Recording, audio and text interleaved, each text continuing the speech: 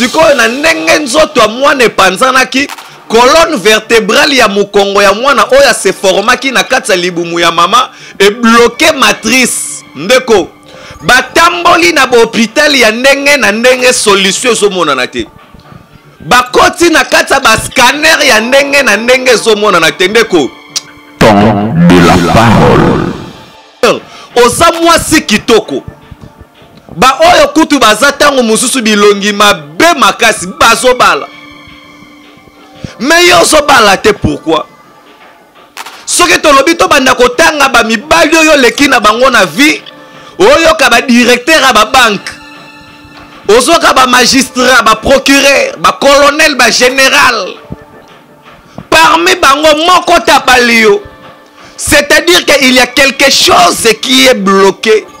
Temps de la parole. Et Dieu, il est la seule personne qui a le pouvoir de bloquer et puis de débloquer. Le diable sait seulement bloquer. Le diable sait seulement détruire. Le diable sait seulement dérober. Mais il ne sait pas comment débloquer quelque chose ou à laquelle il a commencé à fermer. Ne esika oyoyo bandeko oyo bakimaka kokende koluka ba solution ya ba vie na bango na bandako ya banganga nde place bazali kokutanela siko na ba problème. Temps de la parole. Et puis ça bandeko mususu bandoki ya famille to pe ya quartier basuki kaka te na kokanga yo. Et puis bakangi yo bateki yo lisusu. Ma sœur, mon frère, vous devriez prendre conscience de votre vie. Bateki mabota na yo wapi do bakangi mabota na yo et après bateki yango. Bakangi mosolo na yo et après bazui bateki yango. C'est ce qui s'est passé dans la vie de Joseph. Donc bakangi Joseph et pas banani bakangi Joseph, ce sont les frères de Joseph. Le frère de Joseph d'une même famille. Bakangi Joseph ba montele pe na fausse information o ba kokende kolakisa na papa na bango ndeko. Quelle information monde de ténèbres ezali ko préparer pour na ko nuire na vie na yo. Ndeko ma sœur, mon frère, tu dois comprendre que tu as des combats dans ta vie à laquelle la Bible t'appelle à résister contre le diable et il fuira loin de vous. Temps de la parole. Qui a bloqué ta vie? Bakoki ko bloqué ma bota na vie na yo. Bakoki ko bloqué mbongo na vie na yo. Bakoki ko bloqué épanouissement na musala na yo. Okoko zala batiki yo o voyage kende poto. Okomi na ope na poto. Mais ba bloqué vie na yo ozwaka mukanda te. Yana ba mususu ba bloqué makanisi na ye na monde de ténèbres. C'est-à-dire que bomo na mutuana asimbara mbongo me avansaka te na ba idée. Yana ba tu mususu ba bloqué na monde de ténèbres, c'est-à-dire que ye na vie na ye akoki kokutana na mwasi ya malamu te. Okolande la vie ya mutozo biso déception sur déception. Ta vie est bloquée quelque part. Temps de la parole.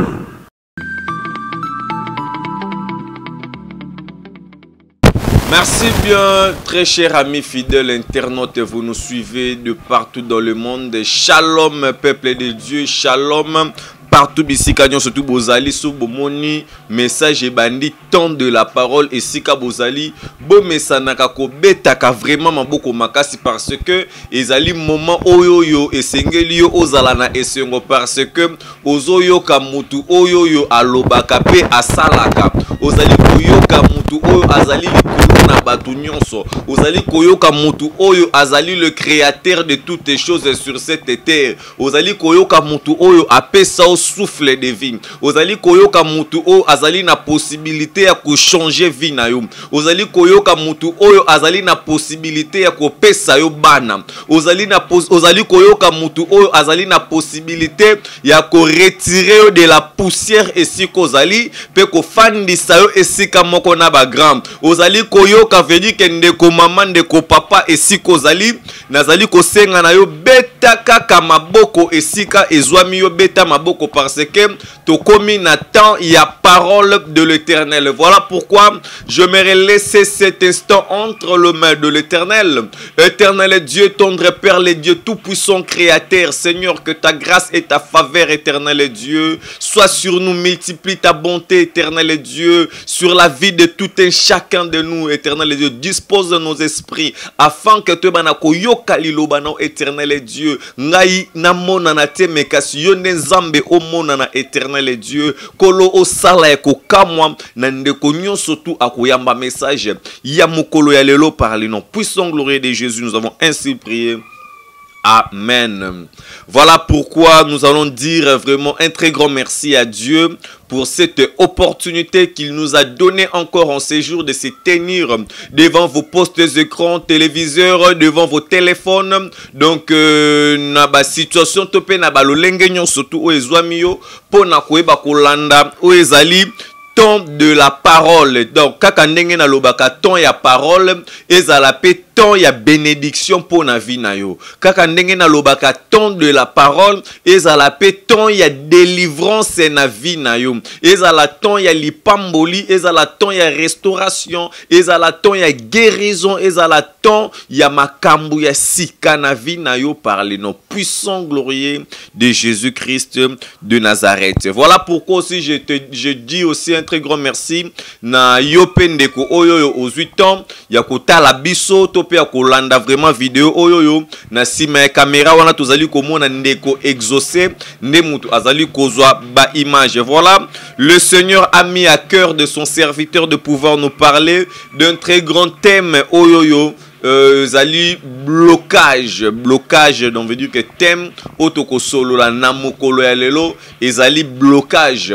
Et alors batebele bakomi tuna pourquoi le blocage et blocage elingi koloba nini blocage ezali juste mot oyo yo batebele ba utilisaka souvent tel que bloqué, débloqué. Et alors tu remets un peu kofongola yango na ba sens ebele pona ete koyeba kosunga ndeko o azali kolanda biso eba na ko comprendre oyo nini liloba na nzambe ezali kolobelela biso en ces jours. Voilà. Dans la vie, ma soeur, mon frère, nous devrions vraiment chercher Dieu de tous nos cœurs. Il nous faut chercher Dieu de tous nos cœurs, de toutes nos pensées et avec sentiment. Nous devrions vraiment chercher Dieu dans la vie. Car la Bible nous dit, sans moi vous ne pouvez rien faire. Sans Dieu, rien ne peut être débloqué. Et Dieu, il est la seule personne qui a le pouvoir de bloquer et puis de débloquer. Le diable sait seulement bloquer.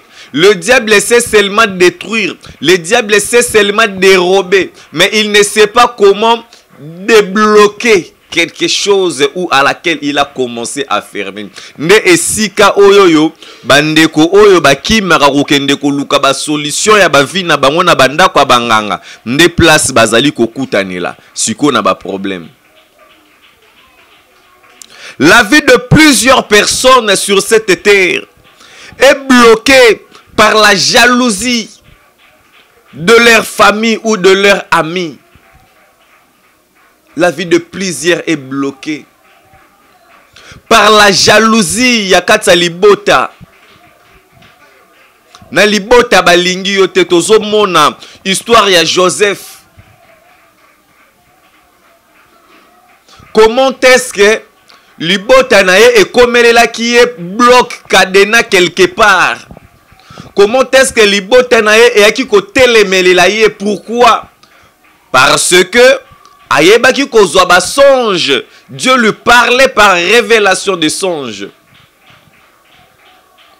Ce n'est pas pour rien les gens te combattent, ma soeur, mon frère. Ce n'est pas pour rien les diables cherchent à te bloquer. Regardez-moi la vie de cet homme Joseph. Oh, wapi azali ko vivre na kati ya ndaku ya papa na ye, na maman na ye. Avec une simple explication et songe, automatiquement ba haïr. Et alors nako haïr, la Bible nous dit ba kangi et pas bandeko, c'est-à-dire que ba bloqué et après ba keyu côté kaye. J'espère que je suis en train de m'adresser na ndeko moko songolo ou pakala ba kangi et puis ça ba ndeko mususu bandoki ya famille topé ya quartier ba suki kaka te na ko kangayo. Et puis ba kangi yo ba teki yo lisusu. Ma sœur, mon frère, vous devriez prendre conscience de votre vie. Ba teki mabota na yo wapi do ba kangi mabota na yo. Et après, bateki yango. Bakangi mosolo na yo. Et après, bazui bateki yango. C'est ce qui s'est passé dans la vie de Joseph. Donc, bakangi Joseph et pas banani bakangi Joseph. Ce sont les frères de Joseph. Le frère de Joseph d'une même famille. Bakangi Joseph. Ba montele pe na fausse information o ba kokende ko lakisa na papa na bango ndeko. Quelle information monde de ténèbres ezali ko préparer pour na ko nuire na vie na yo.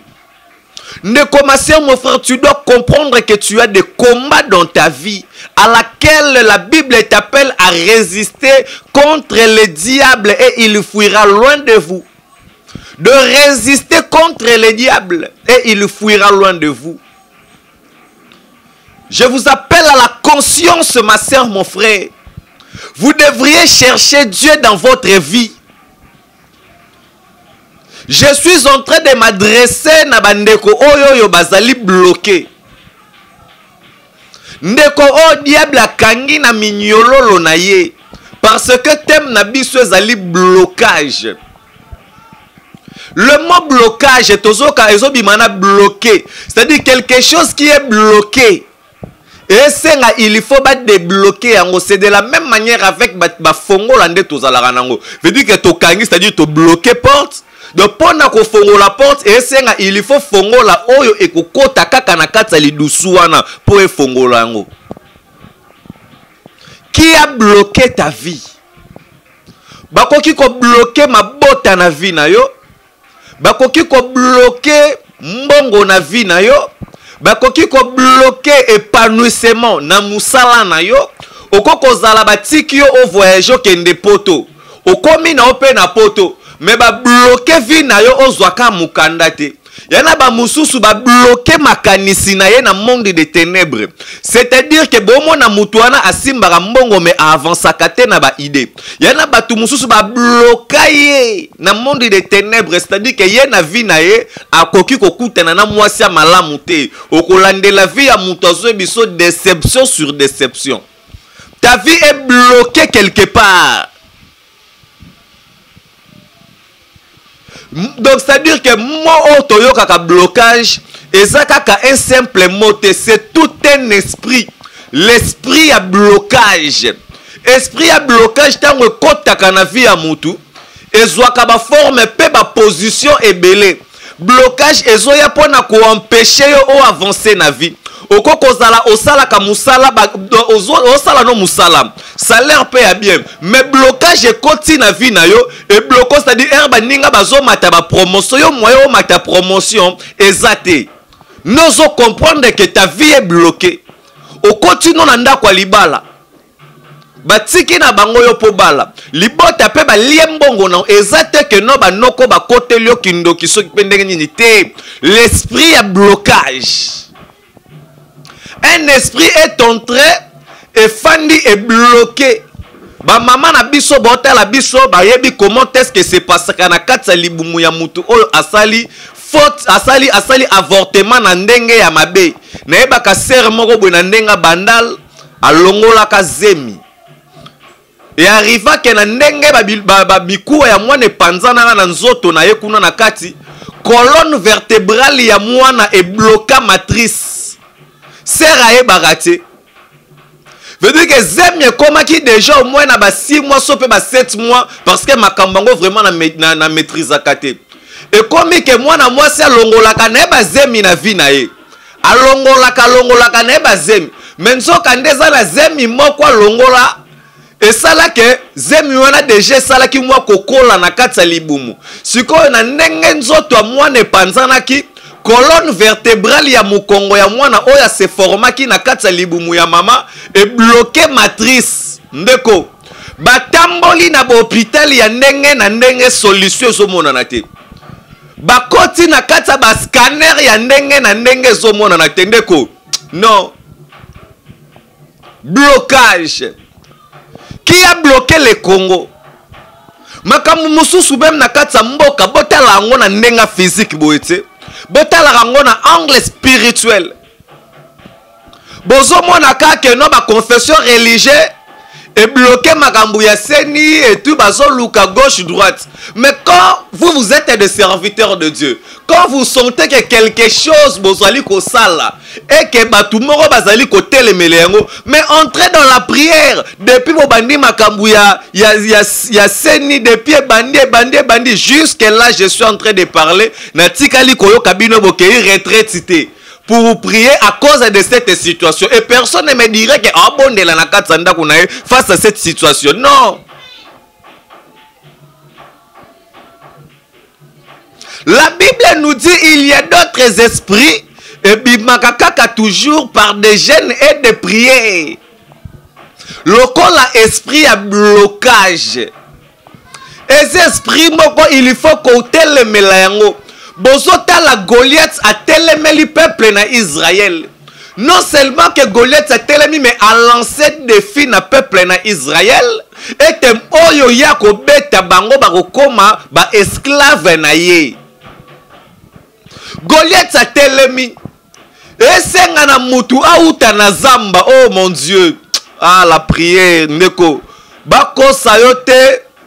Nayebi ba prière ya zamba wana ndenge zala à moins que okei zamba ya luzizi la tope tendance tope mangengenge okei ba aventure topo okei tourisme topo ke kotala mais soki okei mangengenge pona kolukelo nyanzambe babiso babiri to mata to kita to mona makambo David poya abundana Goliath or que Nzambe déjà bandaki déjà kolakisa David moral ya zamba. David vivait dans la ville avec ses parents et Dieu a fait que son père aebala kotinda ye wapi na kati ya zamba. So kuna na zamba sika David azalaki azali ko batela o ezali ba brebis ya papa na ye.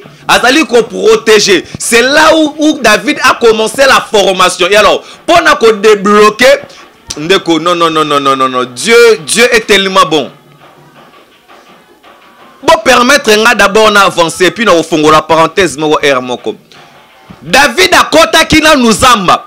C'est-à-dire par révélation, je comprends. David a dit à Saoul, ton serviteur protégeait les brebis. Quand un lion avançait pour prendre un brebis, j'avançais contre lui et puis n'a pas solié, n'a botolié.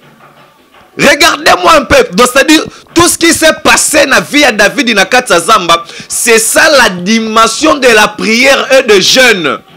De abomi ours, abomina lion. C'est-à-dire que soit lion loko la jeûne, soit ours loko la prière. C'est ça de sacrifice. Na wapi nakati ya zamba esika ba brebi bazali. Et alors, tangu David venait fraîchement de la brousse. Awutaki zamba. Ezana makambu mususu ndeko teleme lion na vie. Kote la yango retraite. Ce qui David awutaki fraîchement na ndako papa na ye.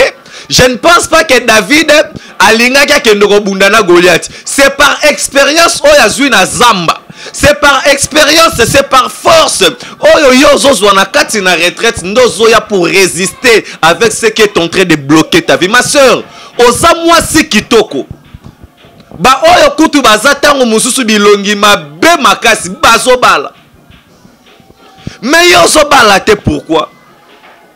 Ce que tu as dit, tu as dit, tu as vie, oyo ka ba directeur à ba banque, ozo ka ba magistrat, ba procureur, ba colonel, ba général.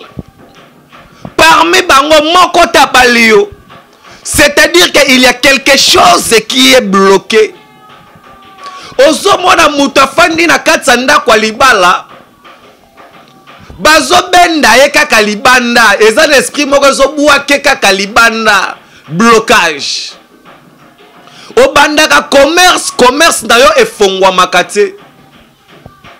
Obanda kosambela osilisaka prière te. Blocage. Plusieurs c'est-à-dire ba vie ba serviteurs de Dieu ebele na sena mokilio ezali aussi bloqué. Ezalaka bloqué par deux façons. Nako kofongola trois façons même. Ta vie peut être bloquée par la jalousie ou la haine de ton entourage ou de la famille à laquelle oyo outeli. Ta vie aussi peut être bloquée par le diable.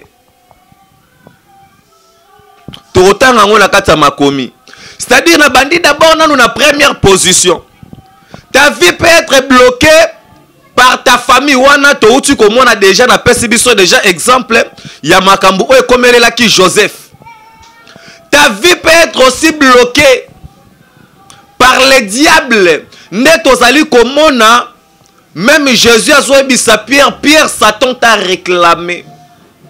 Net aux hommes na Satan a akoti pour na ko bebi sa vie à Job. Regardez-moi comment est-ce que Job vivait. Wana komisko angla mi balé. Oyo diable a ko bloqué vie à mutu.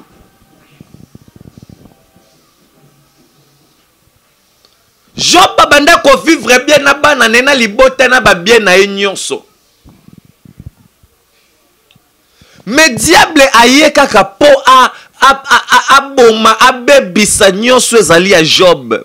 C'est ça qu'on appelle le blocage. A bloquer vie ya muto muto bande ko tambola moya tambola lisusu ezate. Job akomi muto kolala na mbetu akomi muto ya keba tombola babimisa bazongisa na butu. Nozo mwana mpapa mamozo talanga ozana AVC. Ozo ebesike utite. Et quand les monde de ténèbres ne font de livina yo, ba kotisi blocage, ba ebi que ceux qui ozana makolomi ba lozali ko tambola o kende po ko réussir. Voilà pourquoi ba tieli yo blocage. La génération actuelle de la République démocratique du Congo ezali aussi bloquée. Regardez-moi les vents où ezali ko souffler dans la République. La jeunesse qui n'est pas préparée face aux réalités futures. Est-ce que vous comprenez pourquoi ba oto benga kalokwa ba ene ba grand pasteur oto za na bona katsa Congo ba tika cher na bangote surtout so baza na katsa Congo à côté vraiment du 1er janvier au 31 décembre. Na kofongola yango pe na mikolo ko ya wana sali pe sujet mususu. Nous sommes là pour prêcher la bonne nouvelle. On n'est pas là pour demander de l'argent, mais on est là pour sauver les âmes. On est là pour que ta vie soit sauvée, ma soeur, mon frère.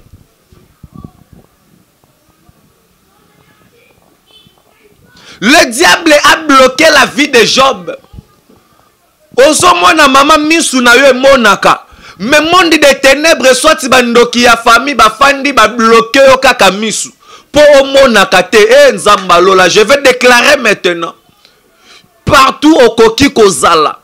Peu importe blocage ya monde de ténèbres na vie na yo. Ezala ba bloka yo makolo. Ezala ba bloka miso monakate. Ezala ba bloka yo mbongo. Ezala ba bloka yo libala ba bloka yo nyoso. Au nom puissant glorieux de Jésus soit délivré au nom de Jésus de Nazareth. Que la main de Dieu te touche, soit débloquée au nom de Jésus de Nazareth. Partout où le diable a désactivé dans ta vie, laisse que l'activation divine écoute dans la vie par le nom puissant glorieux de Jésus. Je ne sais pas de quel genre de maladie tu es en train de souffrir, ma soeur, mon frère. Il y a de certaines autres personnes, ma vie n'a pas bloquée par ignorance. Dieu t'a déjà révélé peut-être plusieurs fois par le moyen des songes. Mais tu es toujours en train de rêver par ignorance. Par manque d'intelligence, la vie de plusieurs personnes ont été bloquées. Au signa makambuna bandoto sans le savoir. Bakor. o bloqué vie na yo moko. Tokotanga livre à Luc chapitre 13 11e verset. Non, à partir du 10e verset. Luc chapitre 13 10e verset. Nous allons lire la parole de Dieu. Jésus enseignait dans une des synagogues les jours du sabbat.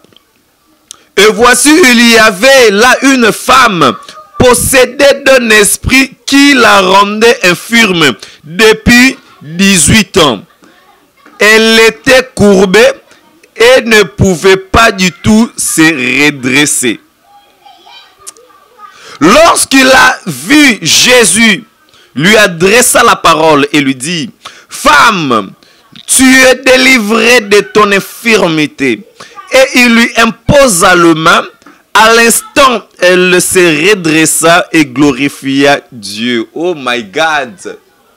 Merci Jésus pour ta parole.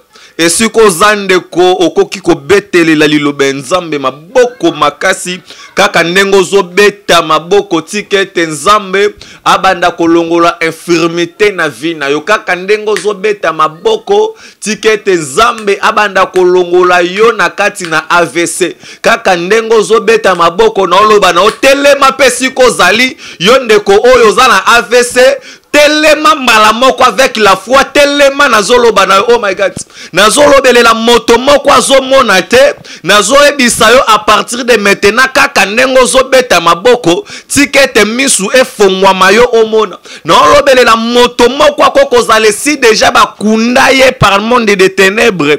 Oh, il y a encore de l'espoir pour un arbre qu'on a coupé dont les racines sont encore sur la terre.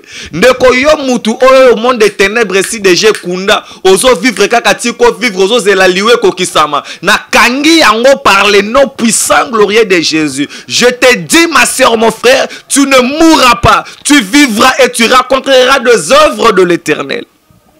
Dis amen là où tu es. Yes. Il est puissant ce Dieu là. La Bible nous dit ceci, ma sœur, mon frère. Jésus enseignait dans une des synagogues. Yesu abandaki koteya. Jésus oyo Bible zolobele la biso azali camarade na yo te. Jésus oyo Bible zolobele la biso, il n'est pas ton ami. Il est Dieu. Il est le roi de rois, le sauveur de l'humanité. Le Dieu de possibilités illimitées, capable de tout faire dans ta vie. Le Jésus que la Bible nous parle est en train d'enseigner. Azali nzambo ya sala kabatu opération sans cicatrice. Azan nzambo ya monisa kaba aveugle. Azan nzambo ya telemisa abakoka. Anzambo sala kaba miracle o elekele la kabatu, le Dieu de surnaturel. Azanzambo apesaka mabota na basio bazanga mabota. Ndeko bakosa yo te pa ba marabout ozolanda na TV. Ndeko bakosa yo te pa banganga, bakosa yo te pa ba mauvaise camarade, batambuiso na bandako banganga te ndeko landa nzela ya Nzambe avec foi. Nyonso ozali na yango besoin okozwa par le nom de Jésus. Par le nom de Jésus. Jésus prêchait. Il y enseigna dans une des synagogues. La Bible nous dit ceci. Il y avait une femme possédée d'un esprit qui la rendait infirme. Awa tozali kana angle ya ba démon ba koti na vie ya mutu pe ba bloqué. Déjà na expliqué biso angle ya mutu face ya ba camarade ya ba relation ya ba famille vie ya mutu komi bloqué. Na kimutema mabe ya quartier ya bandeko ya banguna. Voilà pourquoi ndeko zalaka pe discret na vie na yo. Très discret. Zalaka très discret. Pesa confiance na yo mingi na Nzambe kena muta mokile parce que mutu aza mutu. La Bible nous dit ceci. Cette femme était possédée. On nous parle de mot autosoka possédé, c'est-à-dire quoi? Le diable est entré, il a pris possession de son corps. Non seulement que le diable a côté, mais le diable l'a rendu infirme. Donc quand on nous parle, exactement que nos esprit ayé écouté fille maman wana infirmité. Donc c'est-à-dire que tu as commis infirme, c'est les esprits impurs qui l'a rendu infirme. Ne kongate, nazo kosate, nazo lo bango medu fwa na kufa kaka po na vérité. Na mokilio, na mokilio, nga sonzamba lobite na lobate. Sonzamba lobi na oyebiso pe na kobanga ote. Peu importe nyonso rozala. Mais avec sagesse, avec intelligence et puis avec politesse. Parce que ba oba kumba kaliloba nzambe, faut qu'on la poli, qu'on la honnête et puis sérieux, qu'on la la crainte de Dieu, qu'on tambola na obéissance. Il y a parole na nzambe. Wa nozomo na nzamba zo accompagner mutu. Botanga makambo na zoloba na bino na Luc chapitre 13 à partir du 10e verset. La Bible nous parle des esprits impurs qui lui a rendu. C'est-à-dire que maman botama bien ndeko. Ndenge moko pe na yo soki tolobi totala ba photo na yo il y a 2 ans passés na ya lelo ekokanité. Le diable est entré dans ta vie à rendre elongi na yo monstre. Yana bandeko mususu ba kokalisu kotala gitala tala te. Le diable est entré dans sa vie. Ozo mona mutu azalaki na ba millions. Mais les esprits est entré en lui. Et koti ememi blocage et rendre mutu wana pauvre ndozo ka vie ya mutu etikali lisolo.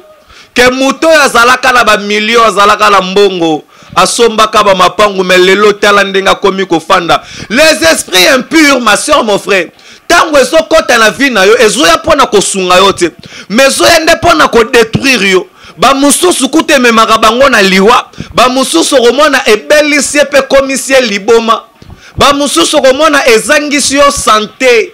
Ozo comprendre to zalaki munene ozo konda, ozo genete, ozo pe na régime te, mais ozo konda, obelaka pe esi.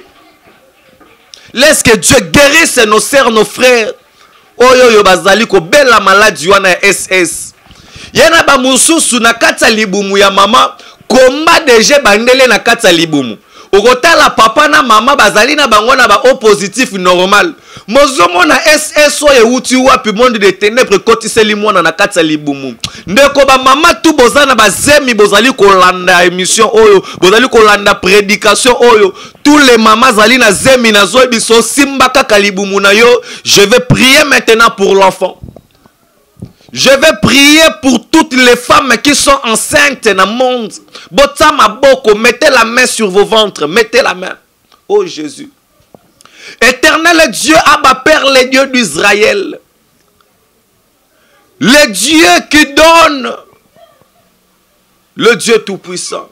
Jésus. Yang habita Abba Père. Eh Jésus. Yes.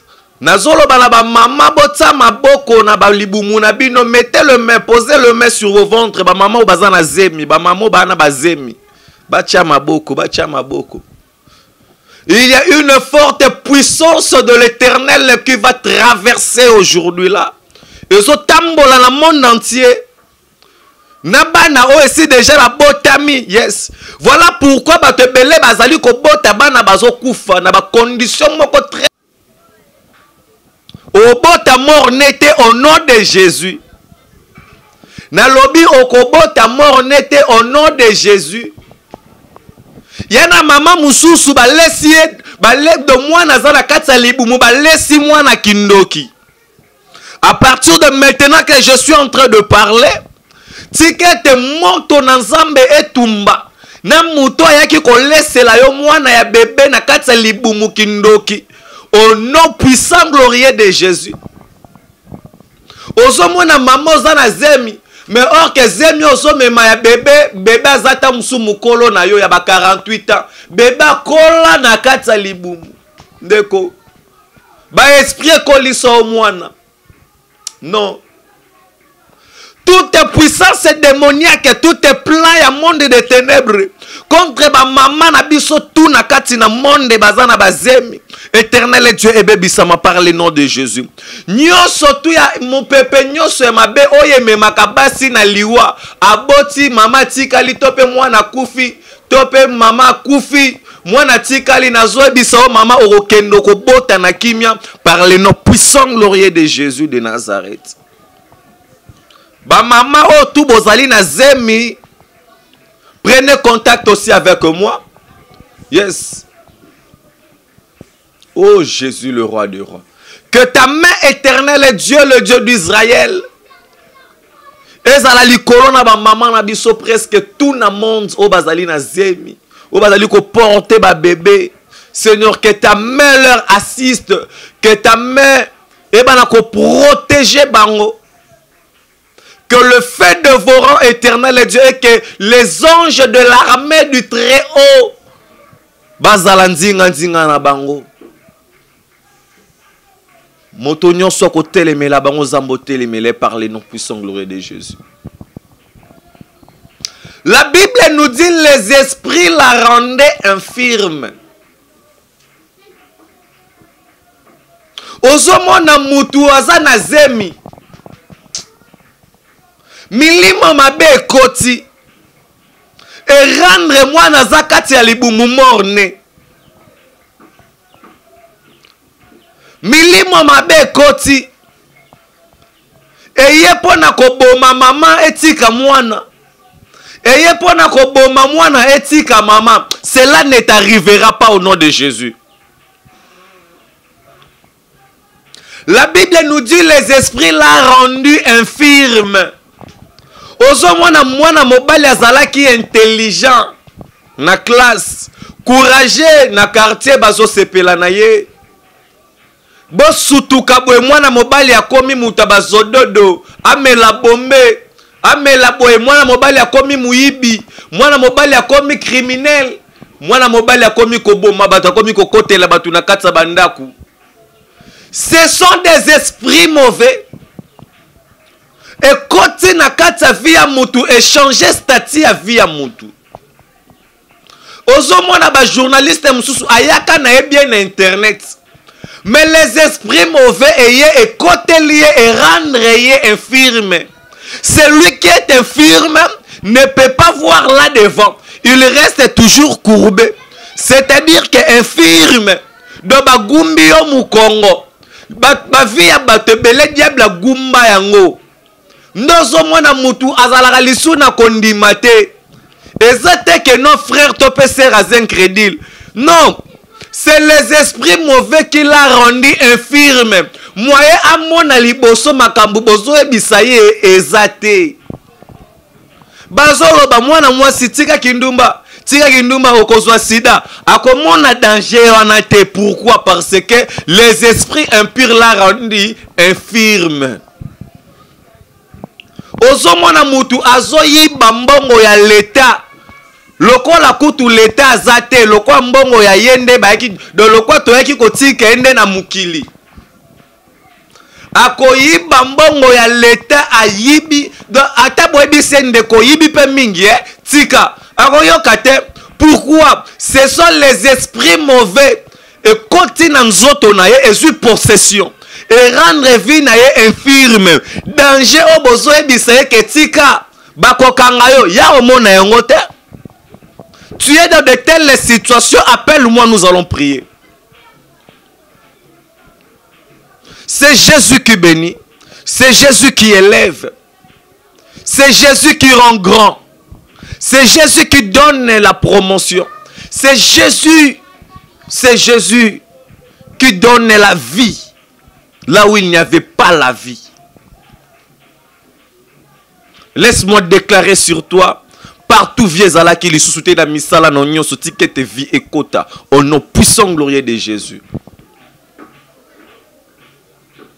Les esprits mauvais l'a rendu infirme. La Bible nous dit et rendre infirme pendant 18 ans. Ma soeur, mon frère, j'aimerais te dire dans la vie, Makambo tozo solo la thème ezali blocage. Le diable peut bloquer ta vie. Mais sache-le qu'il y a toujours un temps où à laquelle Dieu arrive. J'aimerais te dire que le temps est venu où le Seigneur veut te délivrer de ton infirmité.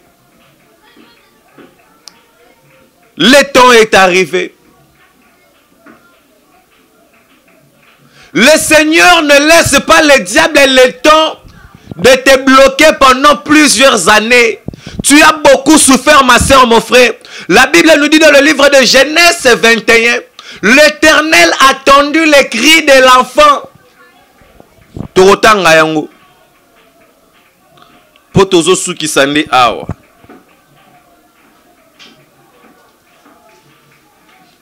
Agar dans le désert.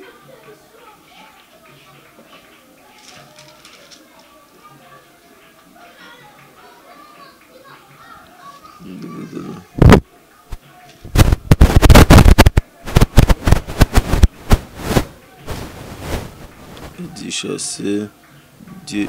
Voilà. Tokotanga yango na livre ya Genèse 21 à partir du verset 16. La Bible nous dit et alla s'asseoir vis-à-vis à une porte d'arc car elle disait que je ne vois pas mourir mon enfant. Elle s'assit donc vis-à-vis de lui et leva la voix et plaira. Dieu attendit la voix de l'enfant. Et l'ange de Dieu appela du ciel Agar et lui dit, qu'as-tu Agar? Ne crains point car Dieu a attendu la voix de l'enfant dans le lieu où il est. Lève-toi, prends l'enfant, saisis-le de ta main, car je ferai de lui une grande nation. Est-ce que tu peux applaudir s'il te plaît là où tu es? Ici la Bible est en train de nous parler de l'histoire. Il y a Agar. Oh ouais, puis elle qui servante ya Sarah. Tango Monique azuizemi, Monique azuizemi et tout. Nandenga bota qui c'était na kati ya fête. Sarah a commis qu'on remarquait que non Agar a commis qu'on tala ina ba regarde moko ya moi bienté. Sarah a ko ebisana Abraham chassez moi na moi sona moi na ye. Il est là qui Abraham, mais l'Éternel a dit à Abraham, non, fais ce que Sarah, ta femme, t'a dit. Abraham de bon matin a vu outre na moi ite nyali pa apesi na Agar. Agar ba kei na kati na désert ya Beersheba. La Bible nous dit pendant tout ce temps bazala ki na kati ya désert et quoi arriver est que mai et sili na li po bazala ki na ngo, c'est-à-dire que le provision bazala ki na ngo est vidé.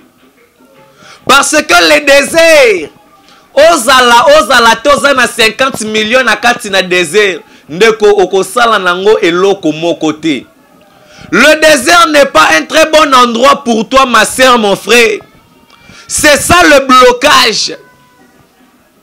Babima ki na mapa na mai, mais ba komi à un certain temps mai na lipa esili.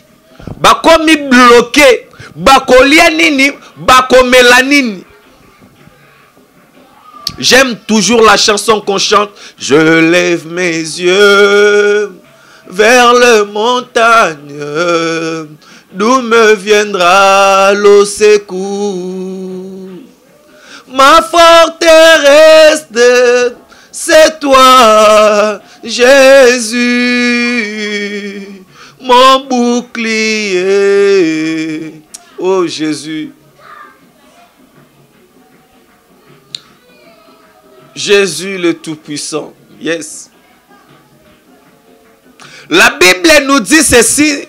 Dans Luc 13. La Bible nous dit Agar déposa l'enfant. Car elle se disait que non, je ne vais pas voir mourir mon fils. Agar s'est éloignée de l'enfant. Parce que Bazala qui n'a pas ça tellement ya mai. Regardez-moi ta vie dimanche komi nango. Au komi na niveau moko ya souka. Regardez là où tu étais et là où tu es maintenant. Au moins que nous asu na mutoko belelate. Mais malgré, la Bible nous dit, l'Éternel écoutait Oh, nalinga rotangango vraiment ma sœur, mon frère. La Bible nous dit, Dieu a tendu la voix de l'enfant et l'ange de Dieu appela du ciel. Quand Dieu attend, Dieu réagit automatiquement. Ma soeur, mon frère, dans le livre de Marc, chapitre 11, verset 24, la Bible est en train de nous dire tout ce que vous allez demander en priant, croyez que vous l'avez reçu et vous le verrez s'accomplir. Tout ce que vous allez demander en priant, croyez que vous l'avez reçu et vous le verrez s'accomplir. La Bible nous dit, Dieu a attendu, maman, Nzambayo kaka mabondeli, comment on a été, oh depuis na banda ko bondela, situation oye change kate, blocage était le mélange elongwa kate, situation nazalaka nango tilelo esila kate. Ndeko, atanga yirene abiri mutu na oteya, mutu tozo partager liloba nzambe. Dans la situation na komi nango. Bon, mon micro, le kaka na chaîne pour témoigner ce que Dieu a fait. Ce que Dieu a fait, le kaka pour témoigner. Avec la foi, je sais qu'on aura de matériel, parce que les ali chaîne y a polémique, les ali chaîne oyo, les ali pon à côté y a évangile. C'est pour l'évangile. Et Dieu ne nous abandonnera pas, même dans les déserts, même si micro est comme boye. Dieu a écouté. La Bible nous dit, Dieu a écouté. Laisse que le Seigneur écoute ta voix maintenant là au nom de Jésus et que l'ange de l'Éternel réagisse. Quand Dieu écoute et Dieu réagit, quand Dieu écoute, il y a l'ange qui réagit. Laisse que Dieu écoute et que ta situation change là où tu es. Laisse que si tu es dans l'hôpital, maladie est non, ma soeur, mon frère.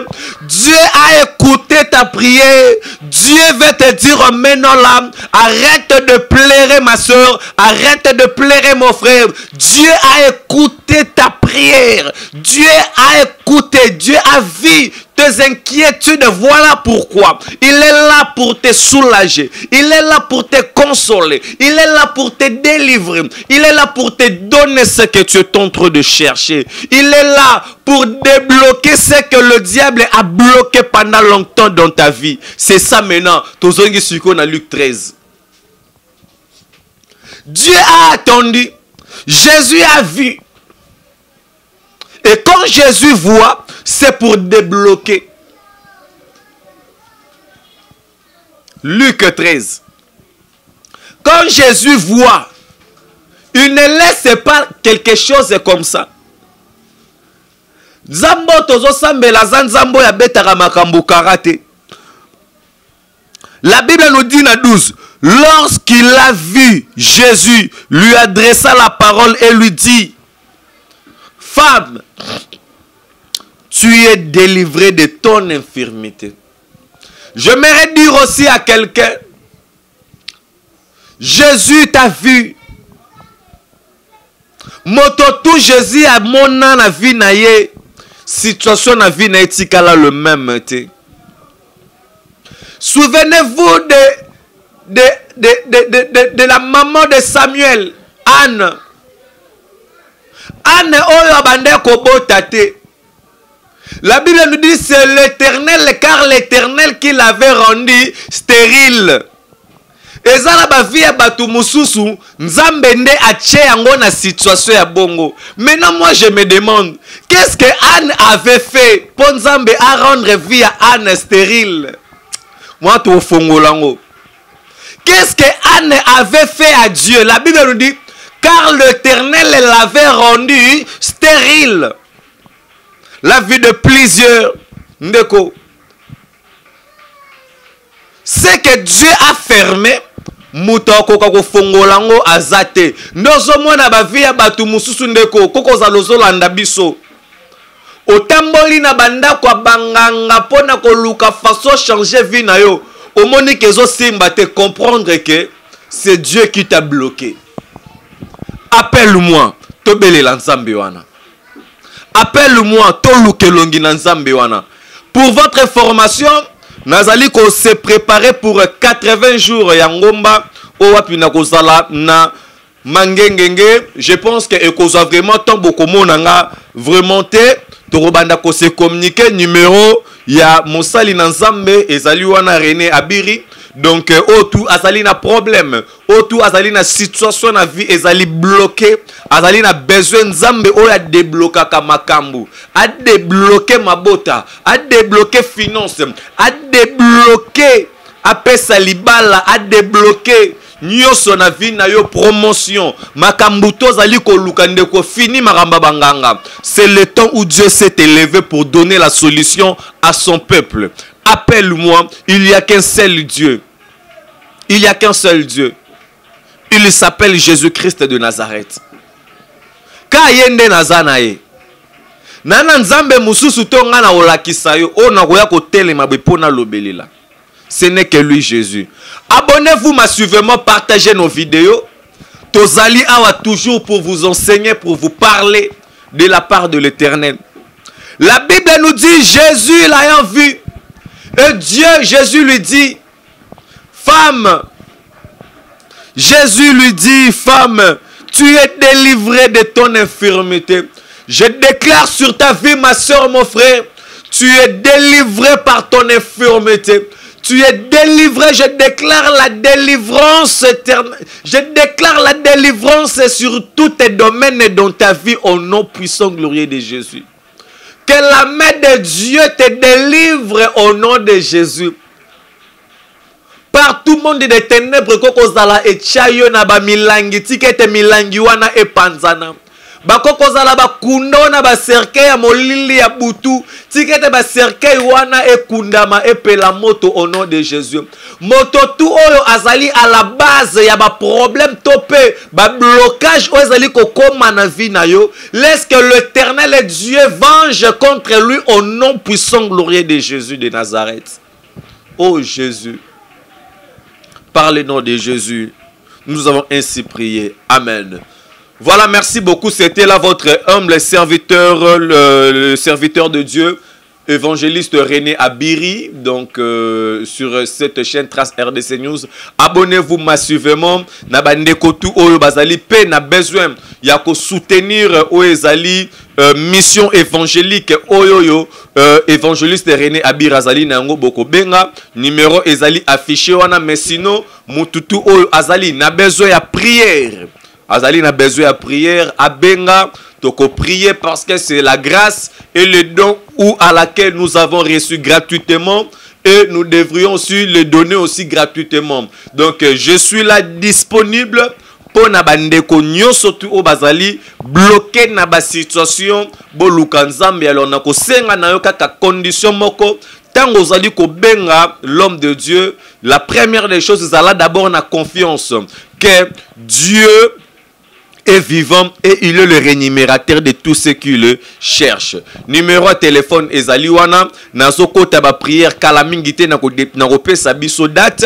Donc on a kota 80 jours na mangengenge. Donc 80 jours wana ezali journée jeûne et puis ekozala na ba jour mususu tango na kokoma ngona na ba nini ekokende ko procéder na ba système oyo to bengaka ya ba asec. Donc jeûne asec o apito ko prolonger na yango au moins ba jour asec selon makasi nzambe ndenga ko pesa ndeko zali ko landa biso na ndako intercéder pepo na biso nzamba pesa makasi apesa toujours intelligence pe sagesse ya koyebaka le capona kolobelela de la part de lui. Au nom puissant glorieux de Jésus-Christ, nous avons ainsi prié. Amen. Que le Seigneur bénisse sa parole. Partagez vraiment nos vidéos. Merci. Temps de la parole.